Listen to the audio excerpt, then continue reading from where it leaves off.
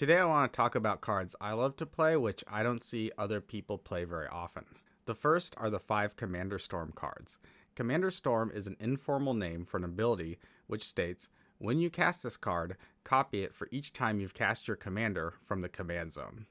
Given you basically always cast your commander at least once, that means you always get an extra copy of these. And then these really shine in those longer games where you end up casting your commander over and over again, and you can end up getting 4 or 5 copies of these spells.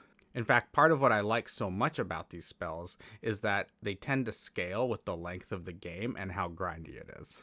The one I find myself using the most is by far the green one, Genesis Storm. Genesis Storm states, reveal cards from the top of your library until you reveal a non-land permanent, and put that card into play.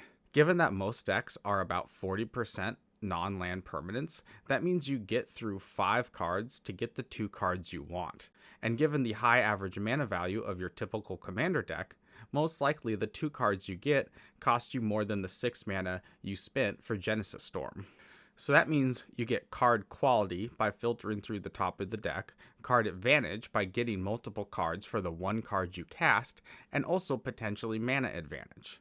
And that's the bare minimum example. If you have partner commanders like my Yoshimaru Kodama deck, then it's automatically 3 non-land permanents into play for 6 mana. And given that Yoshimaru and Kodama are also big threats which get killed a lot, typically when I cast a spell, I'm getting more like 4 or 5 cards into play off of it.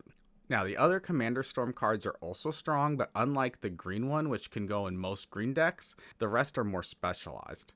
I run the white one, Imperial Storm, in my Giada deck, because it creates 4/4 angels.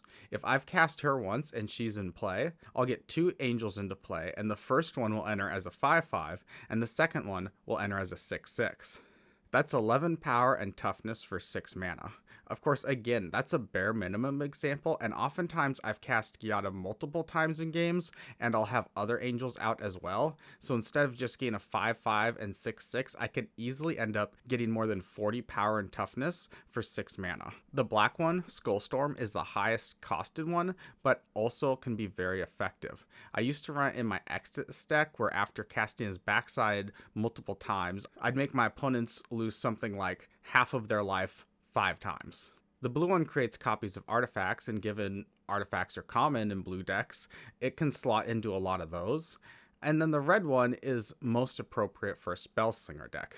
These 2 are probably the most specialized, but I've ran them in decks such as my Kess deck and found them to be very strong. One thing I'll note about these cards is the Commander Storm ability itself makes it very hard to counterspell these. Your opponents will need a specialized counterspell such as Mindbreak Trap in order to get all the copies off the stack, so I've yet to see anyone counterspell one of these. The next set of cards I want to discuss are the Resuspend cards. Like Commander Storm, Resuspend is not an official ability name, but informally it refers to cards where after they are cast, they put themselves into suspend. That means that they recast themselves every 3 turns. There are 9 of these, and not all are worth playing, but some are good, and my favorite one is Chronomantic Escape. Chronomantic Escape says that your opponents can't attack you until your next turn. This isn't even a fog that prevents damage, it literally says you just can't be attacked. So with the Resuspend ability, that means 1 out of every 3 turns, you won't be able to be attacked. I'm not going to cover the rest of these, but it's important to have to understand that all of these have to be played in the right playgroup. You really need to be playing these in decks where you're planning on the game going past, say, turn 10, so that you can really get value out of the Resuspend ability. The next bunch of cards I want to mention are Maze Effects. I love Maze Effects because they operate at instant speed, and they only cost mana and don't cost you a card to use, and they can save you or even be used as a political tool by saving one of your opponents. One of the things I find interesting about the mazes is that although they are all about preventing damage from a single source, each one has a unique way of going about that which can be exploited. For example, with Mazevith, you can use it on your own creature at end of combat after you deal combat damage in order to untap your own creature. Kind of a pseudo-vigilance effect. If you have Sword of Feast and Famine as well, you can do it in response to the trigger to end up with the maze untapped along with your creature. Or for Mystifying Maze, you can use it to remove people's tokens from the game, since it works by exiling the target attacking creature until end of turn. Plus, if the creature does return to play, it makes it return to play tapped, so it can counter vigilance. With Labyrinth of Scophos, because it can work on either attacking or blocking creatures, you can use it on your own blocker to save it, or if you have an attacking creature with trample, you can remove a creature blocking it from combat to ensure all the damage tramples over. Prov will always be my favorite one because Prov doesn't target and it works against any source, so you can use it against creatures that have protection or hexproof, or even use it to prevent direct damage from a fireball effect. Of course, these can be mana intensive, so you have to run these in the right decks, but in most of my decks, I like to at least put in one relevant maze effect because they're hard for your opponents to interact with, and they're a lot of fun for me, especially when you use them to save one of your opponents from lethal damage. Because I like running mazes, one of my favorite cards ever is Teferi's Response. This card is very specific, but when the conditions are met, it's the best counter spell in the game. What it does is it allows you to counter a spell or ability targeting a land you control, so that could be a Beast Within or even abilities like Strip Mine. Plus, if it's a permanent targeting your land, it has the added bonus that it will destroy that permanent. That's pretty niche, but it means it could hit something like an Acidic Slime. The most busted thing about this card is that it draws you 2 cards. A counterspell that draws you 2 for 1 blue and a generic is absolutely bonkers. Again, this is very specific, but I'll say I'm surprised by how often I get to use this. In a deck with a lot of lands I want to protect, I easily cast it 90% of the time it's in my hand. Speaking of lands, another card I think is underplayed is Opal Palace.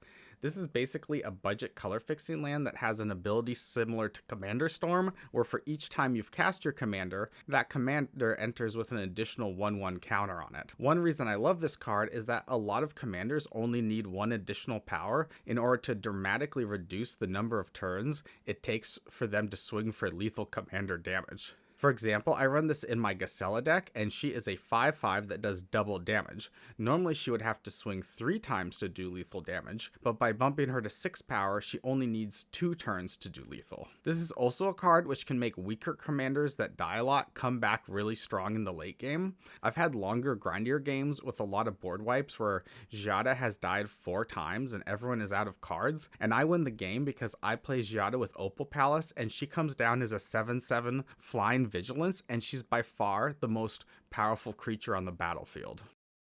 Since we're on the subject of angels, and you can probably tell I like combat manipulation, Windshaper Planetar is another very underplayed card. Basically what it lets you do is redirect attackers. The most obvious use of this card is to redirect attackers coming at you towards someone else, and that's very strong. But just like with the maze effects, this card has other tricks you can play. For example, if you're goaded and unable to attack the player you want to attack, you can swing, then flash in Windshaper Planetar and redirect the attackers to the player who goaded you. The same is true for propaganda effects. You can swing at the player who doesn't have propaganda, then redirect the attackers to the player with propaganda and bypass the need to pay for their tax effect. I'll also say it's a big advantage that this effect is on a creature, not just because it's great to have a 4/4 flying body, but in my experience, more and more people are running non-creature counterspells to deal with combat tricks. For example, cards like Fierce Guardianship or Swan Song. I can't tell you how many times I've cast Windshaper Planetar knowing my opponent has one of those 2 counterspells, and then watched the look of disappointment on their face when they realize they can't counterspell my creature-based combat trick. Along a similar vein, Selfless Squire is also one of my favorite cards. Selfless Squire is 4 mana, flash, and when it enters the battlefield, it prevents all damage that would be dealt to you this turn. Plus, it's got an added bonus that whenever damage which would be dealt to you is prevented, put that many 1/1 counters on it. That means when someone swings for lethal at me, I can flash it into play to save myself, and then on my next turn potentially swing right back at that opponent for lethal damage. Plus, it's worth noting that every time you prevent damage to yourself, Selfless Squire gets bigger. So if you have some of the previously mentioned cards like Maze of Ith, she can keep increasing in size. The last card I'm going to mention is Throne of Eldraine. Now this card is a bit specific because it probably only goes in monocolored decks, but it's very strong and should go in most monocolored decks. It's a 5 mana rock where when it enters you choose a color and then it taps for 4 mana of the chosen color, but with the restriction that that mana can only be used for monocolored spells. Because it's almost mana neutral, it's very strong.